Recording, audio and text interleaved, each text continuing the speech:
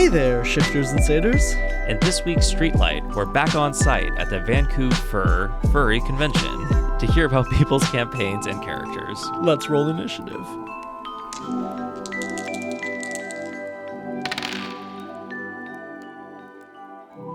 Recording. Great. Yeah, we're back at VancouFur, and now it's not just me. I'm here as well. Came in today. It's Saturday. It's Saturday. How are you liking the con so far? It is very cute. We did a walk about throughout the whole convention. Saw the TTRPG room, our bread and butter. Saw some very cool fursuits. We did. Went to the artist area. Yeah. Standing in the way doing interviews. Oh yeah, we've been standing in the way of some lines. We are. And we're gonna find some more people to talk into the mic. Oh! All right, a crisis is happening behind us, but we will continue to podcast nonetheless. Okay. Well, we will podcast and walk for a second here. Maybe we'll podcast away from that crisis. Yes. Since this is a audio and not a visual medium, the theme is pirate. Yes. They have a ship, A cardboard pirate ship. photo booth option, and somebody sat on the cardboard and it broke. Sat directly knees on the sign that says "Do not sit here," and it broke. So Sometimes this is why we can't have nice things. sometimes reading is hard but essential. In conclusion, literacy is the sponsor of this week's episode. Sure. Unless we have an actual sponsor, in which case we'll cut this out. No meta talk. Do you have any other notes for me, Jake? My only note for you is to have a great con. I'm going to start with... Oh, do you have a tabletop game you want to talk about the podcast? Oh God, yeah, sure. Awesome. But you can take a moment. It's okay. Any particular tabletop games you want? If it's not D&D 5th edition, bonus points. But if it is, that's also valid. Got it. Okay. Pulling up the database. Pathfinder. Yes. Cool. Tell us about your character. Yeah. So the character I'm playing currently, his name is Ulbrin Loneforge. He's a dwarven crafting wizard. The campaign that we're in is a kind of cyberpunk-focused Pathfinder campaign. So I've built my character to kind of be this almost a Ripperdoc-esque character, making mechanics for all the other players and emboldening them. And that's how you're flavoring the wizard. Exactly. Got yes. it. Using a bit of like biomancy to like meld the flesh and such. It's yeah. It's been really, really fun to play. It's my first real campaign into Pathfinder, so it was initially difficult getting to know the rules and such. I kind of have a question about this. Why use Pathfinder for a cyberpunk campaign? So, we initially, with Paizo and Pathfinder themselves, they actually have a distinct adventure path that they've made called Iron Gods, Okay. which is around this kind of eccentric thing. You are fighting off these powerful AI who have slowly gone rogue, and you are building your party up to try and save the different cities around Galarian. It's really, really wonderful. It's my first real time doing like a fully supportive character, because usually wizards are very much like the big blaster casters. And you wanted a chance to be like not the main character? Yeah, exactly. Yes. I love when I'm at my table with my other players and I get a chance to like really embolden them to have their character moments and such. So I kind of designed my character to bring those moments to everybody at the table if I can. Extremely cool. What kind of arc do you think your wizard is on? What kind of arc is my wizard on? My wizard is on the villain arc right now. We got to a certain point where we just discovered one of the main villains called the Dominion of the Black, which is like aliens from the void, pretty much. We're partially responsible for the group that got my character out of their hometown and such. And the other party members are currently looking to help the Dominion of the Black, not knowing that they are villains. Oh! And my wizard is trying to like bring them back. It's like, hey, don't do this, guys, please. You're going to destroy the world if you do this. And so eventually I've been talking with my DM. I might have to go anti-party at a certain point to kind of give like a dramatic moment of, okay, Hell yeah. if you do this, the whole campaign changes. We're going on a completely different track. It could be very, very fun, but it's I'm glad I had the opportunity to talk with my DM to facilitate. That sounds so fun. We will track you down at the con next year and ask how your villain arc went. 100%. Yes. Thank you so much. Thank you so much. Thank you. And what was your names? Oh, I'm Malka. I'm Riley. Riley, it's a pleasure to meet you. Here's our podcast. So yeah, tell me about your character. Yeah, so in Starfinder, there is a race called the Uplifted Bear, which is this. It is exactly as the name implies. And the DM, or GM in this case, for some reason, had the incredible idea of telling the furry, you can reflavor that as whatever you want. And did not question it when the guy with the anthropomorphic deer in his icon said, can I be a deer? Hell yeah. So what that character started out as was a build we like to call the Bomb Mage. Because in Starfinder, if you specialize into grenades, you can do some borderline wizard stuff. Cool. With bombs. And genuinely one of the most successful characters I've ever run, especially when the GM plans for weeks for this big plant monster encounter that is instantly killed by a defoliant grenade, a single Mark I defoliant grenade. Almost so powerful that it's hard to tell stories about them. Exactly. Eventually,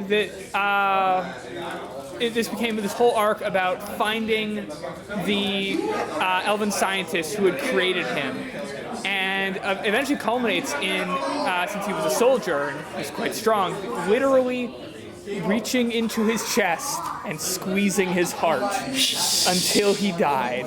And then he came to Iomade. Came to what? Iomade, which is one of the in-universe gods in the Pathfinder and Starfinder universe. Incredible. Honestly, yeah, that's his big arc. It's still ongoing, but Where could the arc go from here? honestly, he's kind of fallen into that sort of paladin role. There isn't really a good equivalent in Starfinder, but we've kind of been working, myself and the DM have been working to create sort of a protection and big sword kind of vibe. Yeah, because we were at OrcaCon a couple months ago, and there was a Starfinder playtest happening there. So might have been Starfinder 2nd Edition. It was Starfinder 2nd Edition. So I think there's a lot of different. The way classes are working is going to be different. It sounds like. Yeah, exactly. The one I'm playing is the soldier class, which is very similar to the fighter and the equivalent in Pathfinder as well. Obviously, with the exception of one of the fighting styles lets you use bombs. Right. But yeah, genuinely, it's a system I cannot recommend enough. Obviously, there's the 2nd edition now. If you like that, if you like something a bit more 3.5 feeling, then you've got 1st edition as well as 1st edition Pathfinder. That makes a lot of sense. Thank you so much. I will link to Starfinder in the show notes so that people can see it. Thank you. Have a great con. Yeah. So tell me about your character. So my character's name is Just Steve, first name Just, last name Steve. But his friends would call him Steve, or they would if he had friends. And he was a bright neon pink tabaxi rogue that was dumb as rocks, but had high enough charisma that he could get away with it.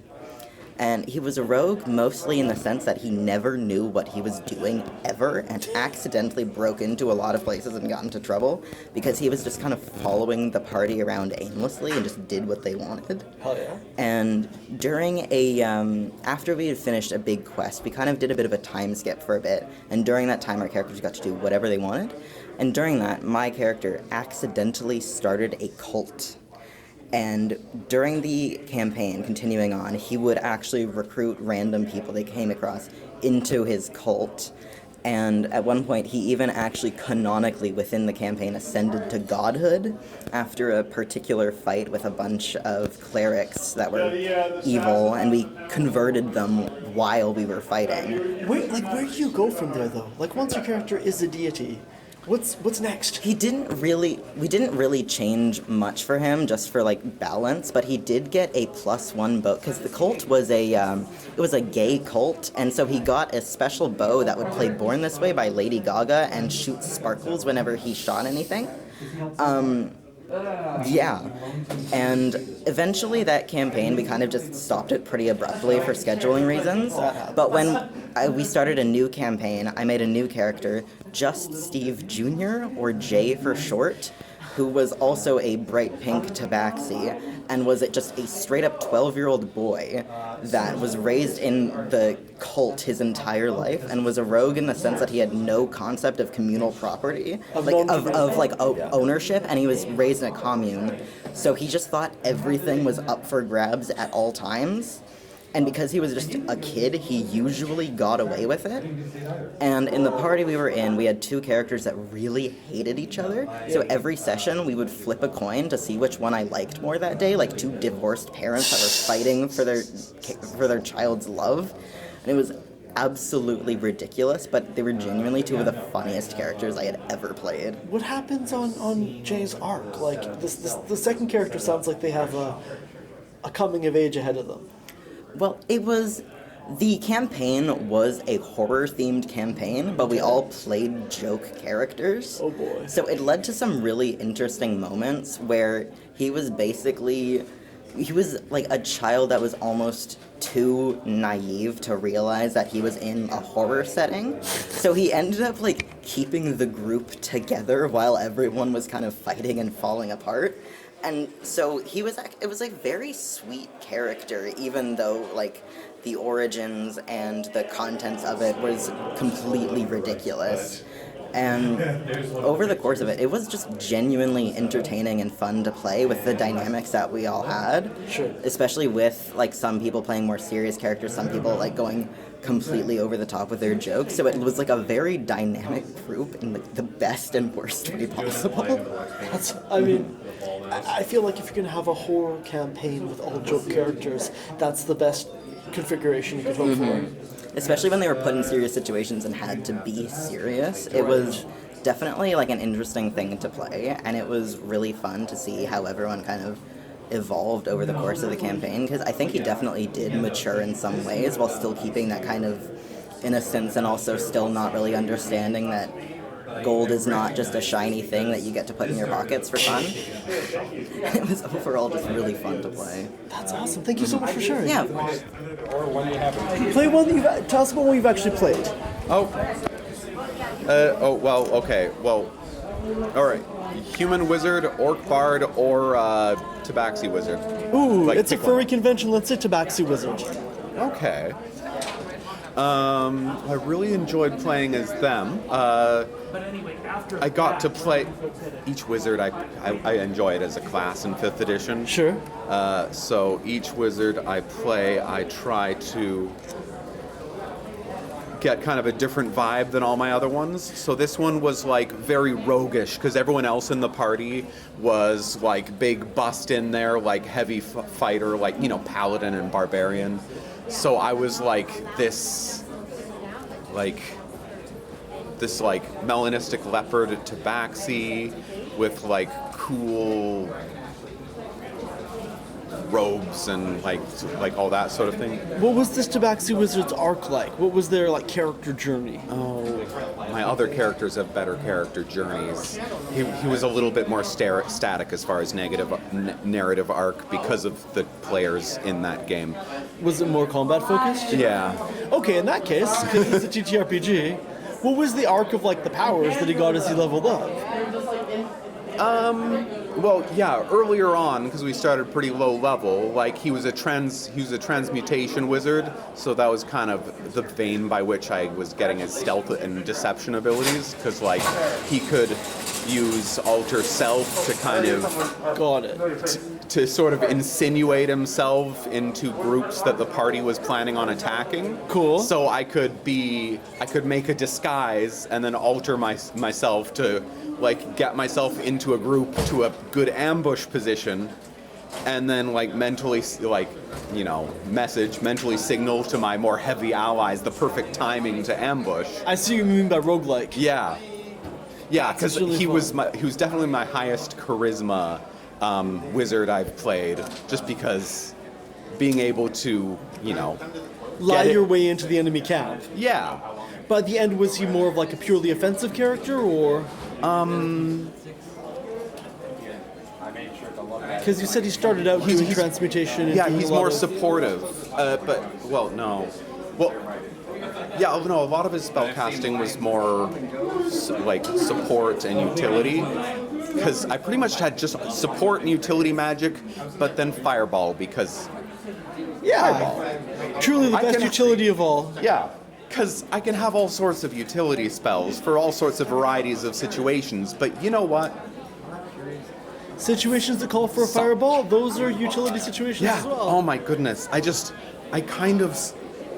I feel a little bit naughty for this one. Like, we were in this this village that was being oppressed by this gang that was kind of taking over a section of the government and in this village, and so they attacked our party outside of the tavern, which the bartender had been kind of like warning us about to expect them, that they were trouble, right? Sure. And in the middle of the scuffle, I had a web up, so there was a bit of a visual obscurement. So when I killed their wizard, like the wizard of this gang that was kind of overthrowing the town, in that obscured section of web, and so because all the enemies were fighting my allies on the other side, I just kind of like dragged the wizard behind the side of the tavern. Perfect. Stole his clothes and wild shaped into his appearance. Nightmare. So I just snuck into their home base, which was a wooden building. Right. Oh, and you had fire. And you had fireball. Yeah. So, you know, because their leader had something we wanted, and their wizard had, I mean, I could go for another spell book to scribe spells out of. Sure. So I just, raided the wizard's room because it looked like my character, because I looked like that character, and then grabbed what I needed from their boss's room, and then lit the wooden building on fire with fireball, and then cast fly. This out is the window. Funnest roguelike wizard concept I've heard of. Thank you so much. Yeah, no, it was great with that character being to like insinuate myself into groups and just like thank you very much. dismantle a gang that had been oppressing the town. It's extremely cool. Hey, Jake here, asking for your support in keeping Campaign Spotlight running. Riley and I started this podcast to showcase the creativity of home TTRPG campaigns. Since then, we've released over 50 episodes, including long-form interviews, historical deep dives, and on-location recording sessions like this one. We'd love to keep getting out to conventions and hearing about cool campaigns and characters. If you enjoy the show, consider becoming a patron at patreon.com/campaignspotlight. Your support enables us to keep trying new ways to cover TTRPG gameplay, and also prevents a famous actual play from delivering a plot twist that it's a way better version of what you've been setting up.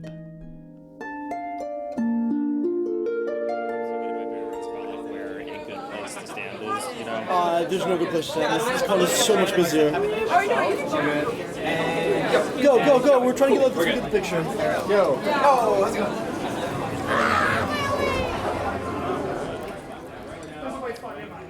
Yeah, tell us about your character. Which one? An interesting one. The one that I played the most is a wood elf named Othello. His whole thing is that he came from a grove, like an ancient wood elf grove, that his backstory naturally was burnt down because tragic backstory, right? It's like mandatory. Exactly, right? Lo and behold, he was a blood hunter for a good while. He met up with this group of other adventurers. We formed the Order of the Silver-Pointed Star, where we go around and make all the problems in the world worse. Oh. Or we try and make them better, but we usually just make it worse. Got it. Himself, what do I say about him? He's a guy who feels like there's more responsibility on him than there really is. He's convinced that it's up to him to save everybody, And sometimes he forgets to lean on his friends, But at the end of the day, I like to play Othello because it reminds me that, even if you're broken, you can still build shit, Do you think he's like learning and changing over time? Do you think Absolutely. he's gonna? Well, yeah. So I learn on didn't people? mention he started off as a blood hunter. Yeah. Now he's a ranger. But mechanically blood hunter. And so now he's mechanically a ranger, but like our DM is like very cool and it's like, you want paladin stuff? Sure. You want monk stuff? Sure. So he's like a ranger paladin monk. And he's also the champion of Pelor because, normal elf stuff, right? Yeah. Anything else you want to know about him? Or? I guess, yeah. Where do you see him ending up? Well, right now he's probably going to end up as like what me and my DM are working on, like sort of like homebrew race called the Starborn. Yeah. Where he he doesn't really become a god or an angel or anything. He's more so just becomes a living star, right? Hell yeah. And with that, he can then chase evil for eternity throughout the cosmos. That's a beautiful ending. Thank you so much. Thank you. All right. I mean, I've done. I love roping you into shit. I'm going to reveal. All right, yeah, go for it. How do you want me to start? Just tell us about your character. I played a Kenku monk in Curse of Strahd, and he fisted Strahd to death with his magic fists. Oh boy, wait. What ability is this? The magic fist? Cool. Monks get it when they level up. I was gonna ask what this character's arc was, but it sounds like his arc, you just described it. Yeah. Leveled up? Leveled up, got fists. Went to the vampire until he was no more. Congratulations. Thank you. That sounds like a really satisfying, a lot of the time we hear from people who are like, I wish my character got to live out their full arc, but the campaign ended too soon or something. No, your character got powerful and fisted Strahd to death. Yes. And they all lived happily ever after. No. Well, I mean, Strahd's a vampire. I guess. Right, this is so great to hear. Have a great con. You as well. Oh, do you have a campaign you'd want to talk about? You're like the last one Gonna to get get lost the it phone. now. There you go. Like I said, I don't plan for anything because everything's unpredictable. We have like 3 minutes and then we gotta go, so tell us about your campaign. Oh God. No pressure. Pressure's on. Cool. Bye. I will see you later. I hope, or whatever. I don't know. Bye. Oh no. Jesus Christ. Okay. It is a horror-themed Westmarch campaign. D&D 5e.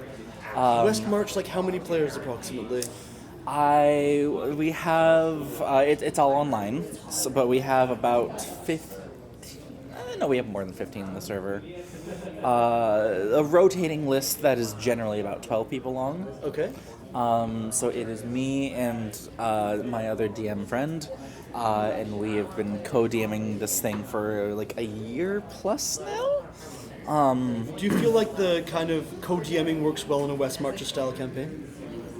Yeah, I would say that it needs to happen in a Westmarch style, just because of the amount of freedom that you kind of get with a Westmarch. It's, you're telling one little story per session that is meant to fit into a wider narrative. Yes. So therefore, I don't have to, double check all of my details, all of my notes with him. I can just kind of do my own thing within like the bounds and guidelines that we already have. Yeah. And then it works. What does that wider narrative look like? What is the wider narrative in this campaign? Oh God, are you asking me to lore dump you? We have like 60 seconds, then we got to run for the car. Cool. So elevator lore dump. 100 years ago, Oh, boy. sin fell upon the land.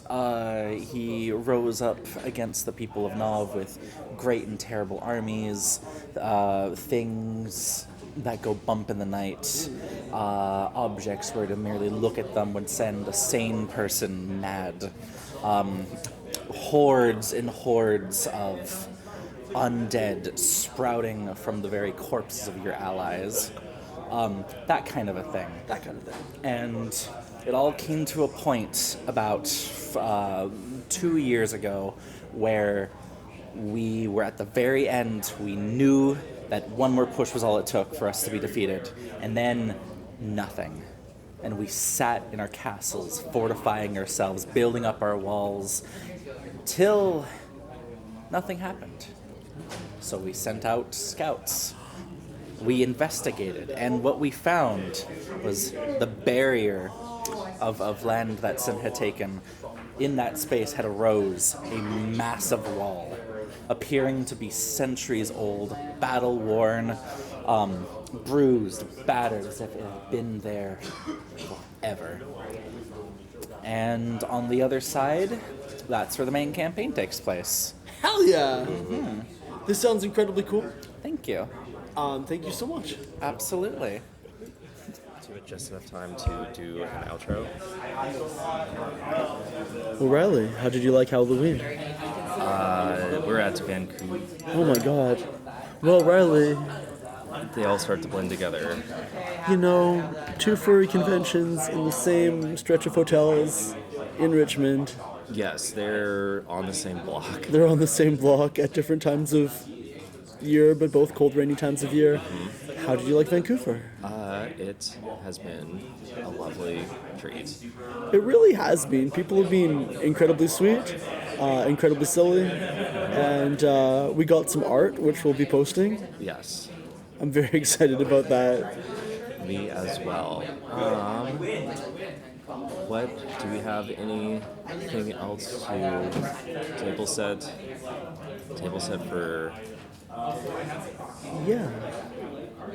I think we talked to a few people whose characters really were on. I guess I started to realize just how many of these TTRPG characters are on not necessarily coming of age arcs, but like something similar to that, where you kind of overcome adversity and overcome a tragic backstory, and this isn't really going anywhere. It's just been cool to hear people's stories. it's overcoming your past and growing is always an important thing to think about in roleplay and do in your real life. I like that as a yeah. message. I was up for 15 hours straight yesterday.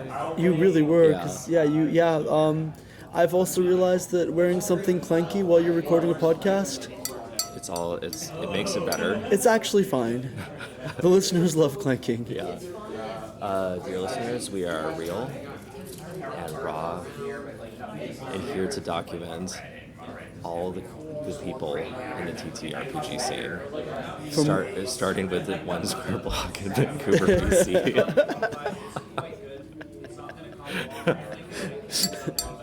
Oh, whoops. Well, that's all for this week. How do we do our outro again? If you enjoy the show, consider liking or leaving a review, which helps other people find Campaign Spotlight. If you'd like to support our work, consider going to patreon.com/campaign spotlight and becoming a patron. And if you want to have cute, bappy little paws, come find us at the next con.